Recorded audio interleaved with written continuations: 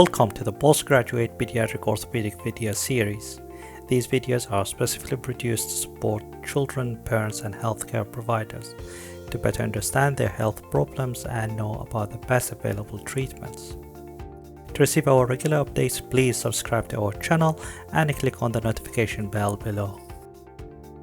In this video, Dr. Ibrar Majid, a consultant pediatric orthopedic surgeon at the Jalila Children's Hospital, will take us through how to assess a child with cerebral palsy. And this is part of chapter 2 of the Postgraduate Pediatric Orthopedics book. In the first video, he will focus on a child who is ambulatory, while in the second video, he will show how to examine a child who is non-ambulatory. Good morning, Alia. My name is Ibrar Majid. I'm the orthopedic consultant. How are you? Good, how are you? Thank you. I'm very good, thank you. Thank you so much for allowing me to examine you today. What we're going to do today is to examine you in different positions to check how the muscles and the joints and the bones of your different parts of your body, your arms and your leg and your back are working and how they are. So I'll examine you in the sitting position. I'll then ask you to walk with your walker and then we'll examine you on the couch. Before I start, do you have any pain anywhere? No. Okay, fantastic. If at any time I cause any discomfort or you need a rest, please do let me know. Okay, fantastic. So I'm going to examine Alia in a sitting position. So she sits independently with a fairly good balance. Let's have a look at the back. So just looking at the back. The coronal alignment of the spine seems to be fairly normal. There's no obvious kyphoscoliosis here at all. Good, fantastic. She's got, like I said, she's got fairly good balance and she sits with the upper limbs in a normal, appropriate sitting position. Good. Okay, we're going to move on now to examining your arms, if that's okay. Like all examinations, we'll start with look, feel and move. We'll look at Alia first in terms of the effect of her upper limbs. So she's holding her arms in a fairly good position. The elbows are appropriately flexed. They're not either too flexed or too extended. The shoulders seem to be in a neutral position and the hands don't show any obvious abnormalities. In terms of feeling, we can feel when we move, so we'll do that at the same time. Okay, so Alia, let's do some movements. So we'll start with movements of your shoulder. So let's just follow me and just do the movements that I'm doing. So the first movement I'd like you to do is to bring your hands forward like this and then try and clap your hands. So with forward flexion, Alia is able to go to about 90 degrees of forward flexion, and after that she's struggling, and then she uses her elbows to flex and her hands to try and get her hands up. Okay, and then bring them down for me. Very good. Next movement I'd like you to do is to try and bring them to the side and then do the same again and bring them up. Fantastic, thank you so much. And so again, Alia abducts to about 90 degrees, and then after that point she's forward flexes rather than abducts, which suggests there's probably some weakness in the shoulder girdle and perhaps some of the abductors as well. Okay, fantastic. Okay, now I'm going to do some passive movements if that's okay. So I'm just going to steady your shoulder blade there. I'm just going to do what you did before, just bring your hand forwards. So she forward flexes just beyond 90 degrees and then she gets stuck after that point. Okay, and relax, and we'll do the same again. So we'll bring your arm out like this. So we're testing abduction here. So I'm just going to move your shoulder and your arm. See how much we can bring it up there. So she abducts to 90 degrees there, which is glenohumeral. And after that point, there's very limited abduction. There's not really much scapulo-thoracic movement happening at all. Okay, fantastic. Very good. So Alia, just tuck your shoulders in like this for me, or your elbows. Bring your thumbs up. So tuck your elbows in, bring your thumbs up, and then just do this for me if you can. Move your out, good, and then move them in if you can. Okay, and just relax, and then we do that for you. So we're just going to test external rotation here. And so external rotation on the shoulder is fairly good passively. Actively, I think there's some weakness. And then in terms of the last thing I want you to do is if you can just turn your hand like this and see if you can get your hand around to the back. Very good. And so good internal rotation of the shoulder. Fantastic. Good. So last couple of things that I want to do with you, Alia. So just shrug your shoulders for me. Shrug your shoulders. And just shrug one more time. So we're just testing the strength of the trapezii there. And so I'd probably say there's 3, maybe 4 out of 5 MRC grading there. Bring your hands forward like this and then bring them up. And again, we're just going to test the forward flexors And Alia can do them against gravity, but still quite weak. So 3, 4 there again. Okay, fantastic. And relax. And then bring your arms out like this again, just to there. That's brilliant. And push up against my hand. Slightly stronger there. So maybe 4 out of 5. Brilliant. Excellent. So Alia, the next thing I want you to do is to straighten your elbow for me, as straight as you can on both sides. Put your palms up like this. Turn your hand over if you can. So there's a little bit of lack of supination there, so we'll come on to that in a second. Okay, bring your arms forward like this. Okay, and try and straighten your elbow as much as you can. So we can see on the right-hand side, there seems to be a little bit of a fixed flexion deformity of the elbow. We'll have a look at that in the passive movements. And then bend your elbows for me. She's got a good flexion of the elbows. Can you straighten your arms for me again? We're just going to test the strength. And relax. So fairly good strength in extension. And can you bend your elbows for me? And good strength in flexion. Excellent, good. And relax. So let's start with this side first. Passively, she has full flexion of the elbow. And the extension is full as well. Brilliant, okay. Okay, Alia, the next thing I want you to do is, can you turn your hand out like this for me? Good, and then turn it this way. So she can pronate fully in terms of supination. There's some limitation in supination. So I'm just going to relax here, bend the elbow, and just do that for me again. So supinate for me again. So better supination with the elbow flexed, which suggests there's probably some tightness in pronator teres, which is causing this. Okay, and just turn it in again for me. Okay, and then turn it out again for me again. And so she's got good strength there. So she definitely has some tightness there. So potentially at some point, a release of the pronator teres might be useful in correcting and improving the supination on that side. With the elbow flexed, the pronator teres is defunctioned, so it's relaxed. And so if the supination is better with the pronator relaxed, it suggests that the pronator might be tight, which is stopping full supination. Okay, can you straighten the elbow for me on this side? Good. Okay, so there's a little bit of a flexion deformity on this side, but it's passively correctable to just below 0, okay? And so the same again, can you turn your hand in? And so there's more limitation of supination on this side. And then just bend your elbow for me and see if you can turn more. And you can turn slightly more with the elbow flexed on this side. Fantastic, good. Okay, let's go to the wrist. Okay, so what I want you to do is to bring, I'm just going to sit right next to you if that's okay. So I want you to bring your fingers nice and straight if you can. Nice and straight, very good. And then keep them straight, and I want you to bend your wrist up this way if you can. Very good. So there seems to be a little bit of tightness in the flexors there, not significant amounts. And Alia can get her wrist to be on neutral into dorsiflexion. Good, fantastic. And keep your wrist there, stop me pushing down. And she's got good strength in dorsiflexion. Excellent, fantastic, very good. And just keep your fingers out there. So the common deformities that we look for in the hand in children with cerebral palsy is the thumb in palm, which Alia doesn't have, which suggests a tightness of the thenar muscles, and swan neck deformities at the fingers, again, which she doesn't have. Fantastic, good. And just turn your hand over for me, and I will confirm that there. Very good. Okay, fantastic, thank you. In the upper limb, the things that we found with Alia is that she has a weakness in the abductors and the forward flexors of the shoulder, with some limitation in scapulothoracic movement. She has a mild flexion deformity of the right elbow, which is almost fully correctable. The most obvious abnormality that we found, which is very common in children with cerebral palsy, is the loss of supination in the forearm, more pronounced on the right-hand side than the left, and most likely, or from the examination that we've performed today, suggests that it's probably from pronator quadratus.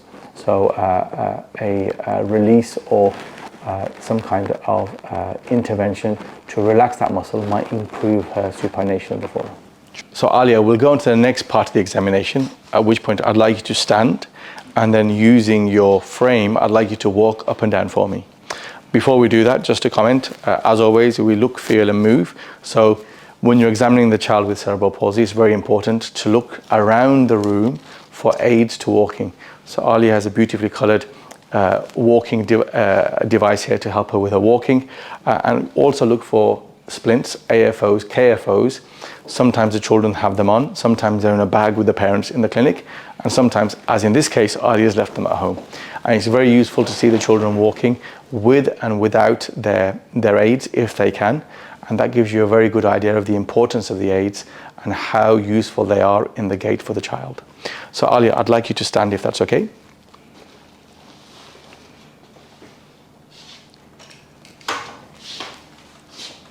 Fantastic, thank you. And just stop there. So when Alia is standing, I can see that she's standing with a classical crouch gait with flexion at the knees. We'll look later on to see if that's a fixed or a flexible deformity. She stands with an apparent junior valgum, so that the feet and the knees seem to be pointing out. And I say apparent because the knees are not fully extended, so we can't really comment on that. And the feet seem to be slightly externally rotated in the standing position.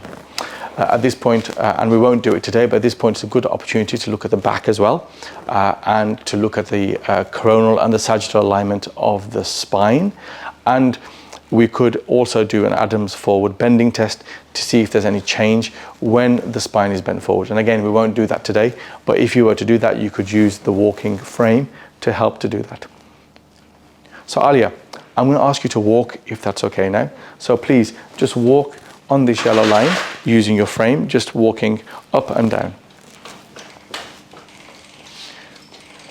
So Alia is using her K-walker to mobilize the things that we are looking for when she's walking. From the sagittal side, we are looking for the 3 rockers of the foot and ankle, which is the heel, the first rocker, the ankle, which is the second rocker, and then the metatarsal heads, which are the 3rd rockers.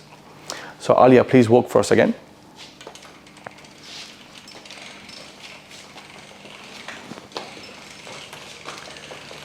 So Alia doesn't have a real heel strike. She has really more of a flat foot or a slap foot gait. The ankle rocker isn't really working very well, nor is the 3rd, which is the metatarsal rocker. Fantastic. So when examining the gait, we ask the child to perform their normal gait with all appliances and shoes, and then we ask them to do the same with the shoes off so we can see the bare feet. Of particular relevance, when the shoes are off, it's important to look at the shoes and specifically wear patterns within the shoes.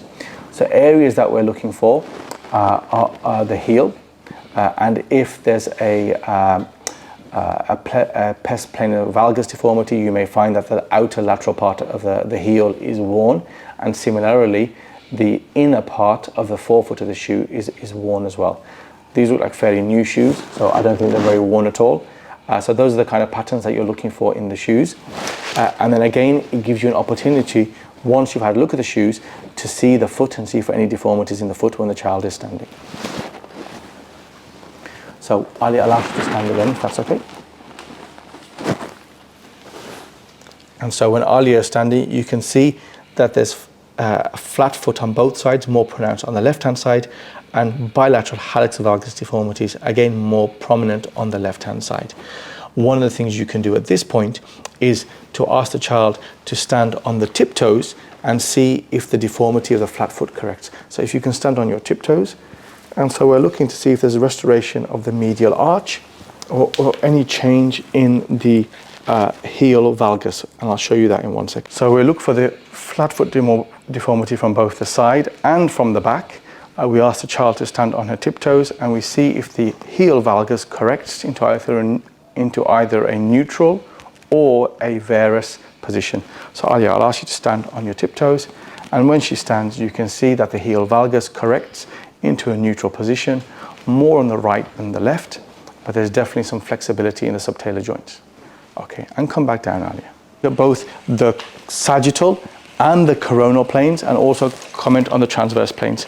So in the sagittal plane, we can see that the knee remains flexed, especially during the stance phase, and also we can see that all 3 of the rockers of the foot are not functioning well. Okay, go back.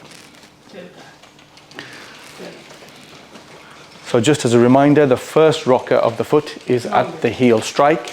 The second rocker, which you can see Alia is not doing particularly well, The second rocker is the movement of the ankle joint to move the tibia from posterior to anterior. Again, that's not working very well. And the third rocker is the toe off of the metatarsal heads.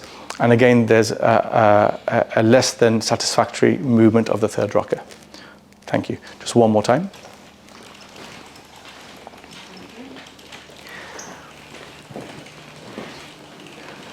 At the knee, we would expect full extension in the stance phase, going to 60 degrees of flexion during mid-swing, but you can see that the knee is fairly fixed all the way through the gait cycle. Similarly, at the hip, sorry, go back one last time, this is the last one.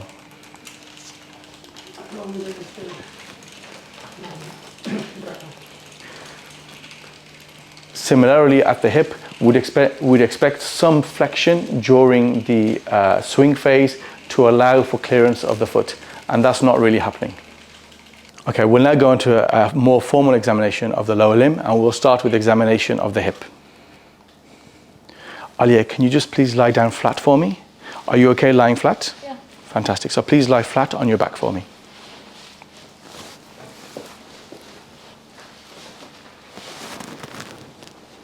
Okay, fantastic. So Ali, I'm just going to have a feel of the bones of your pelvis. So the two anterior superior iliac spines are at the same level. I always start my examination of the lower limbs by checking for any leg length discrepancy. This will be impacted upon by any flexion deformities in either the knee, the hip, or any adductor deformities of the hip as well. But there doesn't seem to be any leg length discrepancy. The first thing we will test for is any hip flexion contractures. Alia, can I ask you to bend this knee all the way up? Carry on, carry on, carry on. So we flex the hip all the way up as much as we can actively, and then we go further passively. And so she has active flexion to just be on 90 and slightly more passively. Can I ask you to hold this knee for me? So just hold this with one hand. Very good. Can you hold it? Fantastic. And then I'll ask you to do the same on the other side. Just bend this knee for me as much as you can. And again, the active is about 90 and slightly more passively. Okay? And by flexing these knees passively as much as we can, we're obliterating the lumbar lordosis that may be present with any pelvic tilt or any lumbar abnormality. So now what I'm going to do, Ali, is I'm going to ask you to straighten this leg as much as you can. So keep this one flexed and straighten this. And we're trying to see if the back of the knee can touch the couch. We know Ali has a flexion deformity, so we don't know if there's a real flexion deformity in the hip or it's coming from the knee. So in that instance, what we will do is we'll ask Alia to come to the edge of the bed. We'll eliminate the fixed flexion deformity of the knee by hanging the leg over the bed and see if there's a deformity in the hip. So Alia, I'm going to ask you to do that if that's okay. Can you shuffle down? Do you want me to help you? Yeah? So what we'll do is good.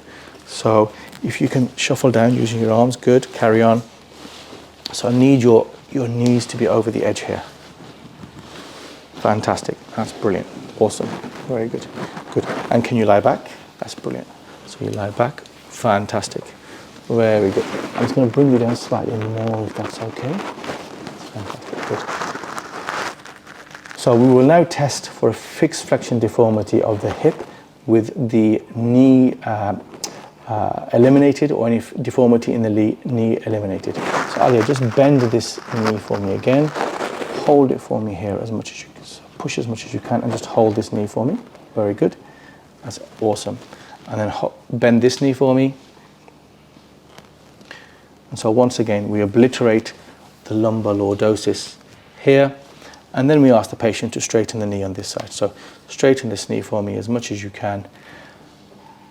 And you can see that there probably is a slight fixed flexion deformity on that side, but it's very mild. So now we're going to test for any hip adduction deformities.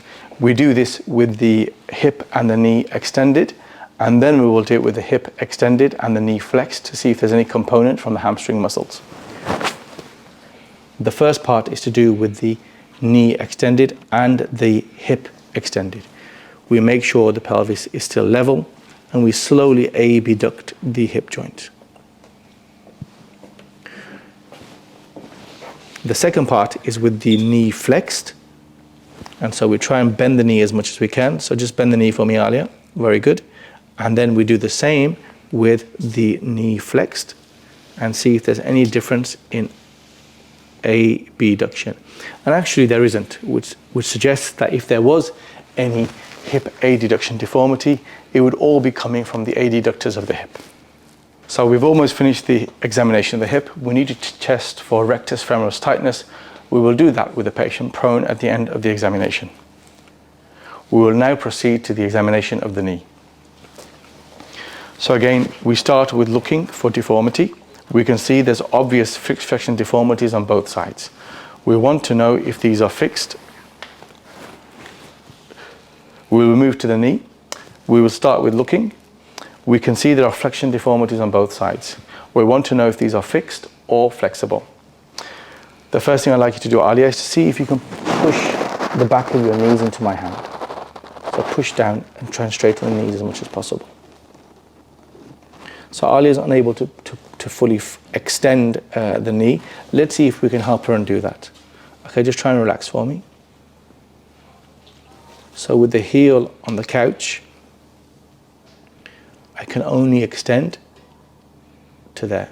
So that suggests there's a fixed flexion deformity of the knee on this side, which may have multiple contributors, including the posterior capsule and potentially an element of hamstring tightness as well. And we do the same on the opposite side. And again, we can see the same there. Let's work out what the deformity, the fixed flexion deformity of the knee is. To do this, make sure the heel is straight, the kneecap is pointing up, and then we measure the angle between the femur and the tibia. Looking at this, the untrained eye may suggest this is 5 or 10 degrees, or maybe even 15 degrees. The way I work this out, I draw an imaginary line that extends from the femur. That's my 12 o'clock position in the clock. 90 degrees would be 3 o'clock. So if 12 o'clock is here and 3 o'clock is there, this is pointing at 1 o'clock. So actually the deformity here is probably closer to maybe 25 to 30 degrees. Let's measure on the goniometer and see how close we are.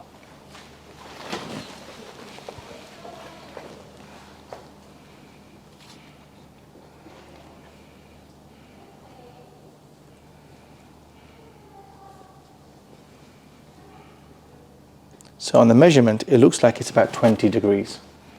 Thank you, Naomi. So it's very important to not underestimate the degree of deformities, especially flexion deformities in the lower limb, because they have a significant impact on gait during the cycle of gait. The other thing to look at when you look at the knee is to see the position of the patella. Let's have a look at that now. We can feel the patella here, and that's the length of the patella, and we can feel where the tibial tuberosity is sitting. Normally that ratio is around 1. If the ratio between here to here is more than 1.2, then we have patella alta, but we can confirm that with lateral radiographs of the knee. Looking at this, it looks like there may well be a patella alta. The next thing we're going to do now is to measure the popliteal angle. The popliteal angle is a marker of hamstrings tightness. To do this, we ask the patient to, can you bend your knee for me and bend your hip? The hamstrings are stretched with the hip flexed and the knee initially flexed, and we try and see how straight we can make the tibia. The angle that is subtended between the perpendicular extension of the femoral line and the tibia is the popliteal angle. Normally this should be less than 20 degrees. One of the things that we can do here as well is to see how much of this increase in popliteal angle or hamstrings tightness is due to shortness in the muscle or tendon length, and how much is due to spasticity of the muscle, which again is very common in cerebral palsy. The way to do that is to measure the R1 and R2. The R1 measurement is a measurement when the leg is put into the desired position. So here, and if we go back to using our clock, if this is 12 o'clock, we are very close to 3 o'clock here. So the popliteal angle is probably between 70 and 75 degrees. And then we look at the R2. The R2 is a slow stretch of the muscle to overcome any spasticity which is in the muscle.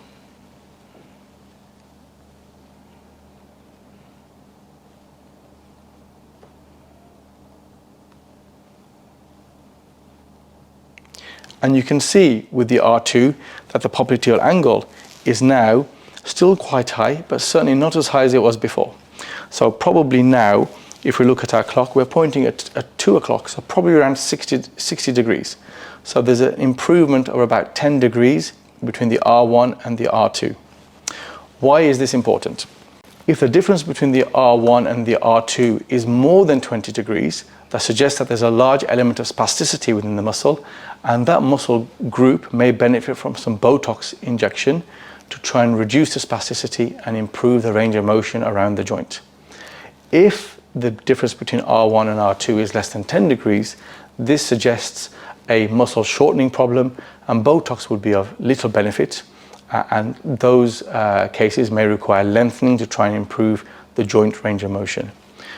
Between 10 and 20 degrees is still uncertain whether or not there's any benefits on Botox, but there may be some benefits for the use of Botox in those cases.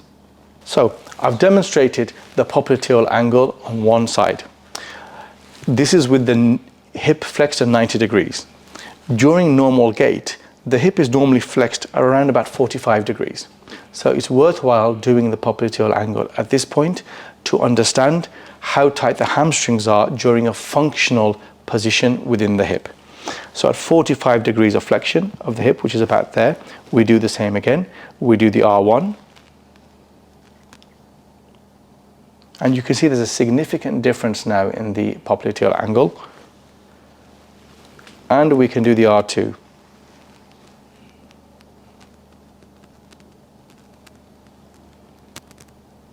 And with the R2, the knee is almost straight, not quite straight, but the popliteal angle is significantly different now compared to how it was before, which suggests that within the gait cycle, the hamstrings are more functional than was obvious when the hip was flexed on the couch. The second test that we can do with the hamstrings to understand really how functional they may be is the hamstring shift test. This test requires an assistant who holds the opposite leg in with the hip and the knee in a flexed position, and this eliminates any pelvic tilt which may be causing spurious hamstrings tightness. So again, we do the same again. We could do it in 45 degrees or 90 degrees or both. We do the R1, and you can see the R1 there is much better than when the opposite leg was down. And then we can do the R2 as well.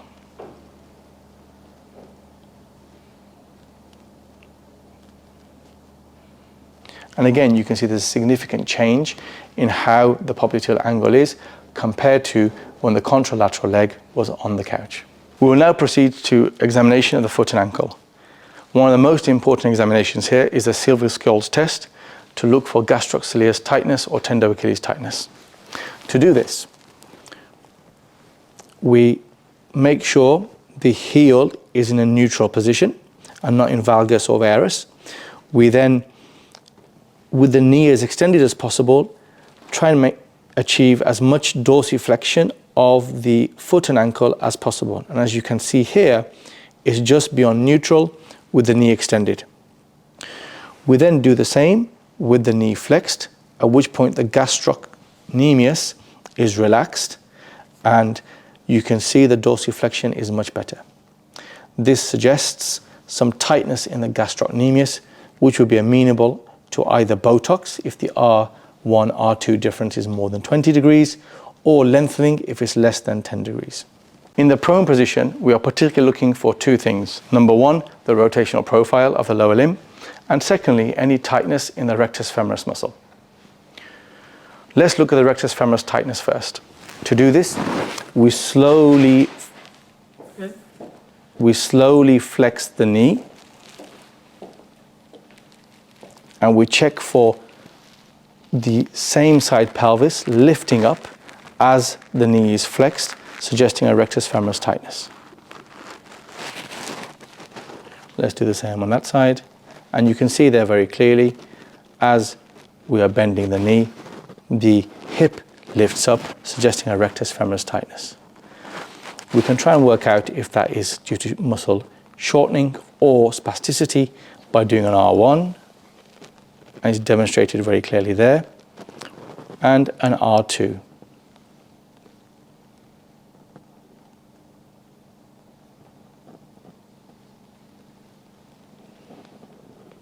So this shows that the rectus femoris spasticity is present. There's a significant difference in the R1 and the R2.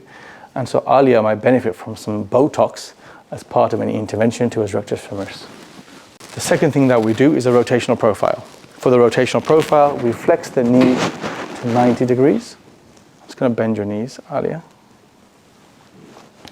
And the things that we are looking for here. We are looking for the lateral border of the foot, which should be straight, but if it's not, it may suggest there's some metatarsus adductus. We measure the heel bisector line. Do you have a goniometer? The heel bisector line should come between the second and third toes, which it does in this case. We look for the axis between the foot and the thigh foot axis. This is normally externally rotated to about 20 degrees.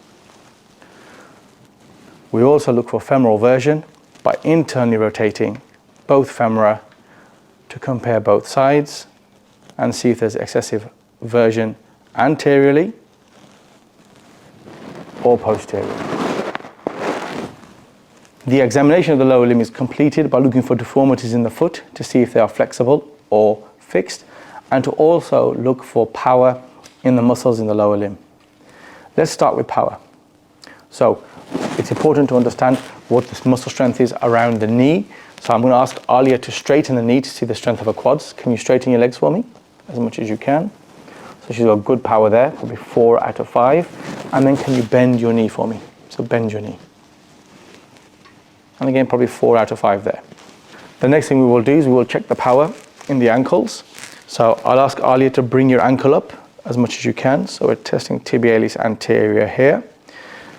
Bring your toe up for me. We'll test EHL. So those are both fairly strong.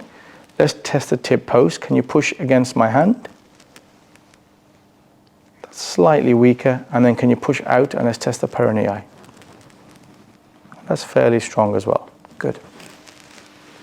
Looking at the foot, we can see there's a hallux valgus deformity, and we can just check to make sure it's flexible and fully correctable, which it is. Excellent. And this concluded the first video, when Dr. Ibrar demonstrated how to examine ambulatory child with cerebral palsy. In the subsequent videos, he will cover how to assess a child who's non-ambulatory.